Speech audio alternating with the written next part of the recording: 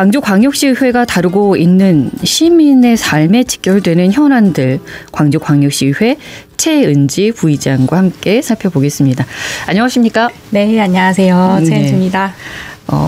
저희 광주 MBC 프로그램에도 매주 또 출연을 하시죠? 텔레비전 프로그램에. 네, 지금 격주 정도 이렇게 출연하고 있습니다. 그러시군요. 네. 아무래도 이게 의회 활동을 하시는데 더 책임감을 갖게 만드나요? 굉장히 책임감을 갖고 있습니다. 왜냐하면 네. 이제 의정 활동을 할 때마다 생각이 들어요. 다음 주에 물어보시면 어떡하지? 약간 이런. 네, 그래서 정말 좀 합리적인 의정 활동을 해야겠다. 네, 이런 책임감을 갖고 있습니다. 그래서입니까? 요즘에 의회를 보니까 일이 상당히 많아요. 일을 만들어 사시는 편이시죠? 그런 것 같습니다. 네, 다들 지금 의회 의원들께서 열심히 일들을 하고 계셔서 궁금한 것도 여쭤보겠습니다. 네. 대통령 선거 때 우선은 열심히 선거운동 하셨죠? 굉장히 열심히 했습니다. 저도 종종 뵀어가지고 바깥에서. 이재명 정부 시작한 지 지금 한 달, 내일이면 딱 되군요. 오늘로서 한 달이 되군요. 의원으로서, 국민의 한 사람으로서 어떻게 살펴보고 계십니까? 정말 이번에 대통령 선거 운동을 열심히 했습니다. 그 이유는 다름 아니라 정말 우리 헌정질서 수호를 위해서 좀 정권을 바꿔야겠다. 내란 이 세력을 심판해야겠다는 생각이 컸었고요. 네. 사실 이제 이재명 후보님이 대통령이 되시고 나서 조기 대선이기 때문에 인수위 기간이 없었잖아요. 네. 근데 그럼에도 불구하고 굉장히 이제 추진력 있게 속도감 있게 추진되는 걸 보면서 이 전국 운영이 정말 어려운 일인데 또 행정가인 면모도 있으시니까 그래도 우리가 우려한 것보다는 안정적으로 지금 끌고 가시는구나 이런 생각은 하고 있습니다. 그래서 우리 광주시 의회도 좀 그런 모습을 본받을 건 본받아야겠다라는 생각도 은연중에 좀 있으실 것 같아요. 그럼요. 속도감 있게. 맞습니다. 네, 당연히 들고 있고요. 이전에 사실 광주 시의원들이 대부분 이제 민주당의 의원들이기 때문에 이전에는 사실 야당이었잖아요. 그런데 사실 이제는 이제 여당이 된 만큼 시의원들이 우리 광주시에 대해 생각하는 어쨌든 방향이나 그림들도 조금 더 추진할 수 있겠다는 사실 기대가 커졌어요. 네, 저 같은 경우에는 그렇습니다. 그래서 조금 더 의정 활동을 하는데도 좀 즐겁게 하고 있습니다. 예, 네. 잘된 일이에요. 며칠 전에 이재명 대통령께서 이제 광주 오셔가지고 타운홀 미팅 있었었고 거기서 가장 이제 컸던 것이 광주 군공항 이전 문제 아닙니까? 근데 이것도 또 상당히 얘기가 많은 게 일단은 정부 주도를 한다지만 실질적으로 어떻게 할 것이냐, 어떤 프로그램을 할 것이냐, 눈에 보이는 게 없어서요. 지금 눈에 보이는 가시적인 성과는 없을 수 있겠지만 사실 이재명 대통령이 25일 날 이제 6자 TF를 꾸려라라고 말씀을 하신 이후에 바로 26일 날 TF팀이 꾸려졌습니다. 네, 그리고 이제 이틀 전 그 강유정 대변인의 브리핑에 따르면은 이제 이 TF에서 좀 수치들을 갱신하는 작업을 하고 있다고 해요. 그러니까 이전에 좀 이게 오래 묵혀있던 사업이다 보니 이전 수치라든지 현안들이 조금 이전에 머물러 있던 것들이 있어서 지금 이제 현대화 작업을 하고 있다 이 말씀을 하셨고요. 현재화 작업을 하고 있다고 말씀을 하셨고요. 아무래도 이 정부 주도라는 것이 이 당사자들만 논의를 할 때보다는 정부라는 이제 조정자가 있는 셈이잖아요. 그래서 저는 좀 속도감 있게 추진될 수도 있겠다라는 기대를 하고 있고 또 타운홀 미팅에서 우리 이재명 대통령님께서 제안을 하셨던 게 이제 그럼 무한에 무엇을 줘야 되냐. 우리가 이제 무한 국민의 마음을 얻는 것이 저는 우선순위라고 생각을 하거든요.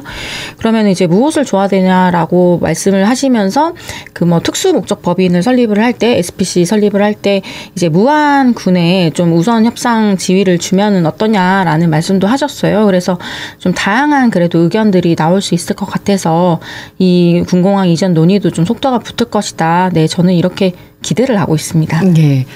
이게 말은 군공항 이전 문제였는데 부지가 몇만 평인지도 확실하지도 않고 보는 사람에 따라서. 맞습니다. 그리고 또 이게 1조 원이라는 얘기는 나오는데 그건 과연 맞는 금액인 것이냐라는 얘기도 있어서 하나부터 10까지 다 또 세밀하게 들여다봐야 되는 내용들이 많아요. 맞습니다. 지금 이제 TF에서 그런 부분들에 대해서 방금 말씀드린 이제 수치화 작업을 다시 하고 있는 것으로 알고 있고요. 그 이제 광주시가 대답을 뭐 이렇게 좀 전략적으로 좀 미흡하게 한 부분들이 있었던 것 같아요. 그런데 사실은 그런 부분에 대해서도 충분히 광주시에서도 뭐 지속해서 검토를 하고 있었던 부분인데 네. 좀 반영이 잘 되지 않았던 것은 아닐까. 네, 저는 그렇게 생각하고 있습니다. 전략적으로 미흡하게 대답했다는 뜻은 뭘까요? 아니 전략적으로 미흡하게 대답을 했다기보다 네. 전략적으로 대답을 좀 못했다. 네, 왜냐하면 일부러요. 네, 그러니까 전략적으로 미흡하게 못했다는 것은 저는 네. 전략적으로 일부러 미흡하게 못했다는 말이 아니고 전략적으로 대답을 했어야 하는데 미흡하게 했다는 것을 말씀드렸던 겁니다. 이제 이해했습니다. 네, 알겠습니다. 예, 이제는 이제 호남고속도로 확장 사업 토론회 여쭤볼게요. 네, 이 사업과 관련해서 시민 의견을 듣는 공개 토론회가 어제 광주시에서 있었습니다. 이 토론회가 갖는 의미 그리고 시의회가 기대하는 바는 뭘까요?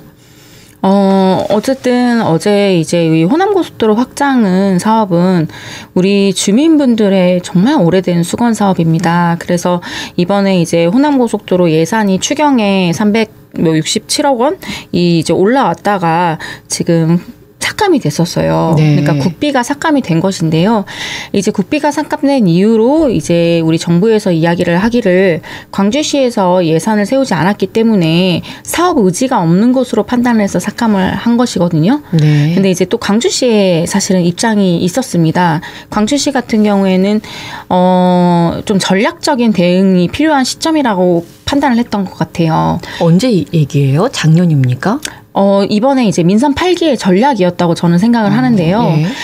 사실 이 호남고속도로 확장 같은 사업 같은 경우에 2015년도에 협약이 체결이 됐었습니다. 그래서 이제 50대 50, 그러니까 이 도로공사 50, 그리고 광주시 국비, 그러니까 국비가 50인 것이고 광주시가 50%를 이제 분담하는 것으로 그 협약이 책정이 됐었던 것인데 전체 사업비가 네. 지금 8천억 원으로 나와 있는데 그중에 절반이면 4천억 원인데요. 맞아요. 그러니까 저희가 이제 협약 체결 당시에는 사실은 2,800억 원이었어요. 네. 공사비가. 그러니까 저희가 부담해야 될 금액이 총 금액이. 그런데 지금 이제 2배가 뛰어넘어서 저희가 4천억이 넘는 비용을 부담을 해야 되고 이 공사가 또 이제 계속되면은 1조 원이 넘을 수도 있다.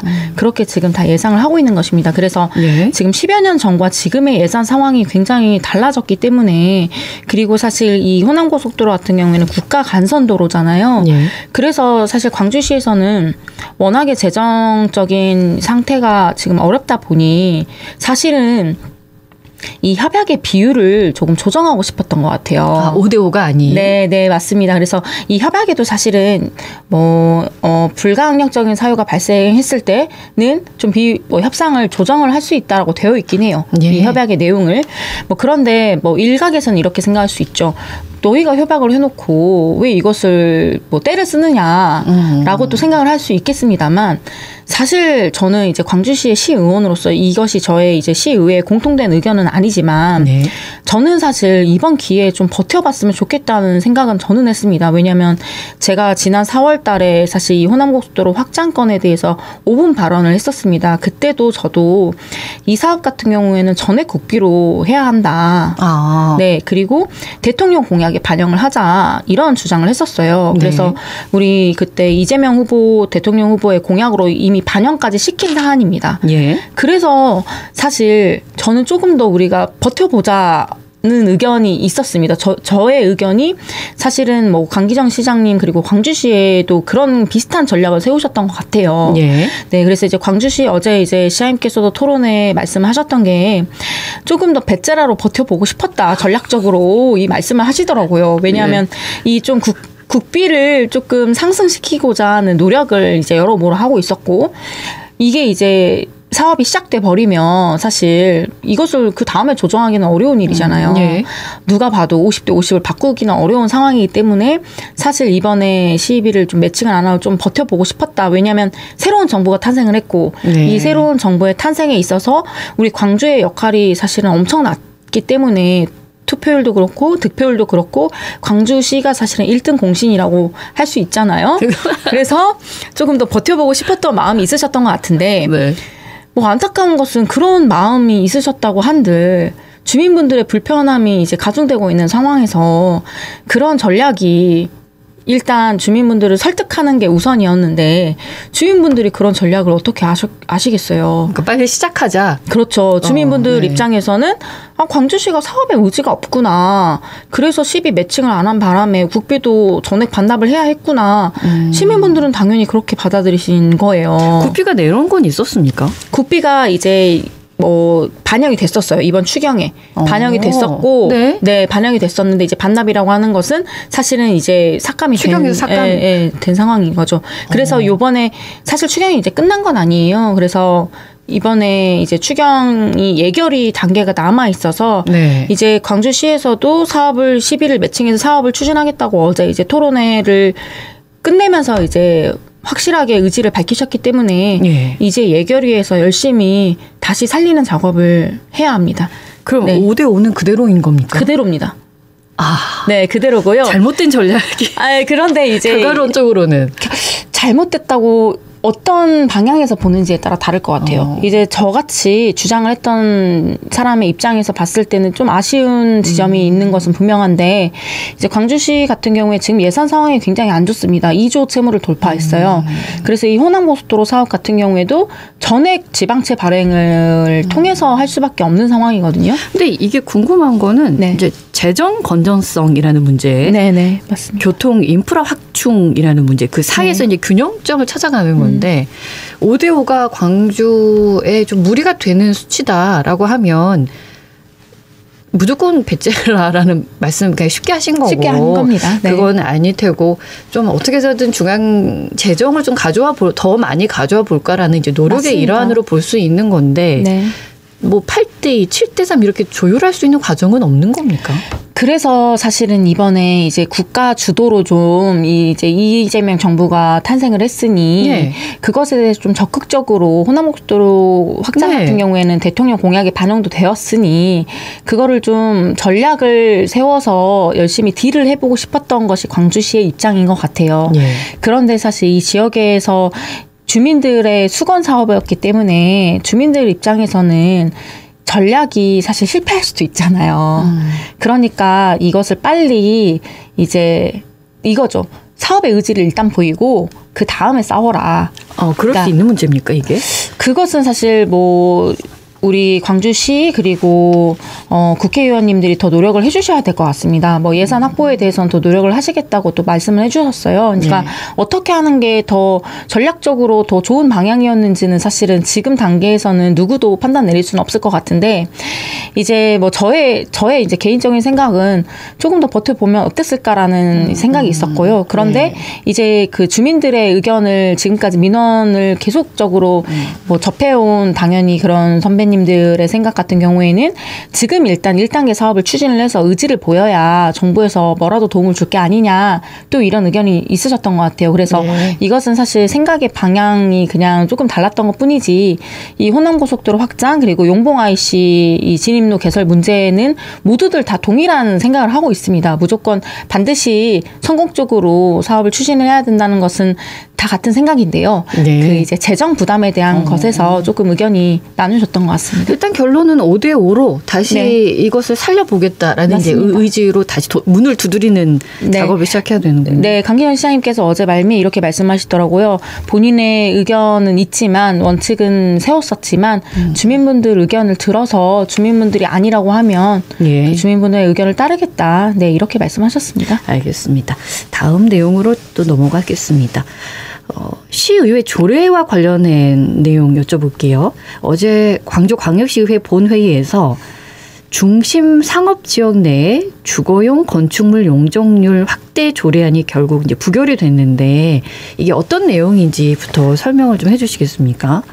네, 지금 광주의 이제 중심 상업 지역이라고 하면요. 그 충장 금남로 일대 그리고 상무지구, 첨단진구 이렇게 세 곳입니다. 이 세 곳의 이제 용적률을 기존에 지금 400%인 용적률을 좀 상향을 하자. 그러니까 540%까지 좀 상향을 하자. 이런 이제 개정안이 올라왔던 것이에요. 쉽게 설명을 드리면 건물을 좀 더 높게 올릴 맞습니다. 수 있도록 하는 내용이었습니다. 네, 네. 예. 그래서 이 개정안이 이제 발의가 됐었고 지난 지난 회기도 아니고 한 3회기 전쯤에 이제 시의회에서는 본회의까지 통과가 된 이 조례안이었습니다. 그래서 용적률 상향에 대해서 시의원들이 이제 동의를 했고요. 그래서 이 개정안이 통과가 됐었던 상황인데 이 개정안에 대해서 사실 광주시에서는 반대를 하는 입장이었기 때문에 광주시에서는 제2 요구를 했었고요. 그래서 이 제2 요구에 따라서 요번에 이제 제2 요구에 대한 표결이 있었던 것인데 이제 이 조례안이 부결이 됐습니다. 네. 그랬고 그 완전히 이제 폐기되는 겁니까? 맞습니다. 예. 이게 문제가 됐었던 거, 그러니까 논란이 됐었던 이유는 공실률이 그렇지 않아도 높은데 광주시의 건물들 사이에 왜 중심 상업 지역 내에 갑자기 주거용 건축물 용적률을 높이느냐 이런 조례안이 왜 통과가 됐었느냐라는 이야기가 좀 나오긴 했었거든요. 네, 맞습니다. 네. 그 이제 뭐 찬반 논리가 다 저는 있었다고 생각을 합니다. 그런데 이제 개정안을 통과시킨 찬성의 논리는 우리 중심 상업지구 다 아시겠지만 그 말씀하신 공실률 같은 경우에도 상가의 공실률이 굉장히 많아요. 그래서 이 주거의 비율을 좀 더 높이면 좀 상가도 다시 활성화될 수 있다. 상권 활성화의 목적이 사실 있었던 것이거든요. 그래서 좀 더 이 지역에 더 투자도 끌어올 수 있고 이것이 좀 선순환 구조를 통해서 이 지역 자체를 활성화시킬 수 있다는 찬성의 논리가 있었던 것이고 이제 반대의 논리 같은 경우에는 주거 지역의 비율이 높아지면은 사실 거기에 이제 밀집돼서 살게 되면 좀 주거 환경들이 열악해진다. 그리고 지금 광주에 사실 그 주거도 공실률 말씀드리면 이제 분양도 잘 안 되니까 그게 좀 효율적이지는 않은 방법일 수 있다. 효과적이지 않은 방법일 수 있다. 네, 이런 이제 팽팽한 이 찬반의 대립이 있었던 겁니다. 네. 시의회가 사안을 다룰 때 어떤 균형감이 중요하다고 보십니까? 찬성을 하거나 반대를 할 때 논리는 저는 굉장히 시의회에서도 열심히 고민을 세운다고 생각을 합니다. 그런데 이번에 이제 이 용적률 조례 같은 경우에도 저는 의원님들이 이번에 부결시켰던 게 이 용적률을 상향시키는 것 자체, 내용 자체에 문제가 있었다고 본 것은 아니라고 생각을 해요. 그럼 어떤 내용이요? 네, 그런데 이제 조금 더 전반적으로 숙고를 해서 좀 더 다른 방향들과 종합적인 검토를 하자. 우리 도시 계획에 대해서 좀 더 전반적인 검토를 하자는 것에 동의를 한 내용이라고 생각을 합니다. 왜냐하면 이 용적률을 높이면서 우리가 받을 수 있는 사실은 이 공공기여금이라는 것이 있거든요. 그래서 먼저 통과시켰던 입장에서는 이 공공기여금에 대해서 따로 협상을 하면 된다고 이제 주장을 했던 것이고요. 이번에 용적률 조례가 부결이 된 거는 이 공공기여금까지 같이 한번 논의를 해서 그 이후에 용적률을 상향시키자라는 그 뭐 순서의 차이라고 저는 생각을 해요. 네. 또 다른 이야기가 나올 수 있겠군요. 네. 그래서 이제 순서의 차이였기 때문에요. 이제 시의회에서 사실 판단을 할 때 중요한 것은 어쨌든 우리 시민 여론이 중요한 것 같습니다. 네, 방금 제가 뭐 여러 가지 현안들을 말씀드렸는데요. 원칙이 있겠지만 이 원칙을 설득시키는 것도 시의원들의 몫이기 때문에 이것에 대해서 설득 작업들을 좀 더 가지고 가는 것도 좋겠다. 그러니까 아무리 이 논리가 확실한 논리라고 하더라도 이제 좀 이 숙고의 과정들 그리고 이 시민들과의 논의 과정들이 부족하면 좀 더 이 의견을 바꿀 수도 있다. 네, 저는 이렇게 생각을 하고 있습니다. 더불어 함께 가겠다라는 게 이제 광주시의 모습인 것 같습니다. 마지막으로 하나의 더 질문만 드리겠습니다. 광주광역시회 윤리특위에서 회의 규칙 개정 논의가 있었습니다. 실제로 어떤 내용들이 달라지는 겁니까? 네, 제가 이제 윤리특위 위원장으로서 1년 동안 활동을 했었습니다. 그래서 이번에 이제 마무리되면서 회의 규칙을 이제 개정안을 통과시키고 이제 위원장직을 내려놓게 됐는데요. 그렇군요. 네, 이 요구 기한, 징계 요구 기한이 너무 짧아서 좀 징계 심사를 해야 하는 이제 의원들에 대해서 좀 너무 짧은 관계로 징계를 할 수 없는 상황들이 있었습니다. 네, 이 시기를 놓쳐서요. 원래는 며칠이었어요? 원래는 이제 5일입니다. 그래서 짧군요. 네, 이게 너무 짧다. 그래서 근데 또 짧게 규정이 된 또 이유도 있었어요.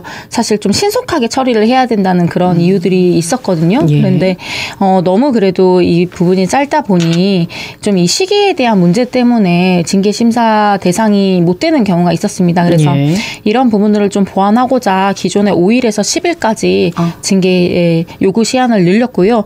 또 이제 저희가 윤리심사자문위원회라는 것을 이제 개최를 하는데 이 공정성을 위해서 이 해촉 규정을 이제 마련을 했습니다. 그래서 윤리심사 자문위원들 중에서 좀 관계가 있는 분들이 있으신 경우에는 해촉하거나 이제 뭐 제척, 기피 하는 이 조항을 넣어서요. 좀 윤리심사 자문위원회의 공정성도 담보하게끔 그렇게 규칙을 개정을 했습니다. 예, 알겠습니다. 네. 이제 9대 광주시의회 임기가 1년 정도 남았습니다. 남은 기간 동안에 시민의 삶에 어떤 변화를 만들어내고자 하는지 앞으로의 의정 방향 시민들께 전해주시겠습니까? 네, 시민 여러분 지금 광주시의회 임기가 1년 정도 남았습니다. 정말 3년 동안 저는 시의회, 9대 의회가 치열하게 시민분들을 위해서 열심히 달려왔다고 생각을 하는데요. 이 9대 의회의 의정활동이 시민 여러분들한테 정말 직접적으로 닿았는지 저도 우려도 되고 궁금도 하고 뭐 그렇습니다. 그런데 조금이라도 긍정적인 이 변화를 이끌어냈었다면 그것만으로도 정말 다행이었다는 생각을 하고 있고요. 네. 앞으로 남은 1년도 정말 의원들이 우리 시민분들의 삶을 조금이라도 좋은 방향으로 변화시키기 위해서 최선을 다해서 의정활동을 할 예정입니다. 이 의정활동 과정에서 미흡한 점이 있고 시민분들께서 다른 방향으로 가고 있다고 느끼신다면 지금까지와 마찬가지로 정말 단호하게 질책을 해주시면 저희 의회는 정말 받아들일 수용력이 있는 의회거든요. 그래서 충분히 변화할 수 있기 때문에요. 앞으로 남은 1년도 좀 관심 갖고 그리고 애정어린 시선으로 지켜봐 주시면 1년 마무리 잘할 수 있을 것 같습니다. 네, 응원해 주십시오. 네, 열심히 하고 있고 또 열심히 하고자 하는 의지가 굉장히 강한 광주시 의회 의원들입니다. 오늘 말씀도 고맙습니다. 네, 감사합니다. 광주광역시의회 최은지 부의장과 함께했습니다. 언제 어디서나 내 손 안의 뉴스. 광주 MBC 뉴스 유튜브 구독으로 함께하세요.